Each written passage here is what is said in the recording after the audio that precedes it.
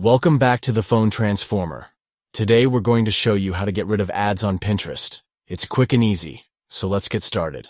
Step 1. You need to open up the Pinterest application on your phone. Find that familiar red and white icon on your home screen or in your app drawer, and just give it a tap to launch it. Step 2. Once the app is open, look all the way down to the bottom right corner of your screen, and you will see your profile icon. So go ahead and click on that. Step 3. Now that you're on your profile page, you need to look again in the top right corner, where you'll find a small gear or settings icon. So tap on that profile icon to access your account settings. Step 4. From the list of options that appears on your screen, you need to find and select the one that says Privacy and Data. This is where Pinterest keeps all your important account controls.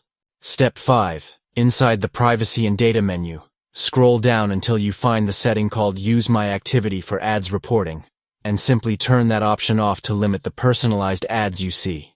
And that's it. Thanks for watching, and please subscribe to the channel.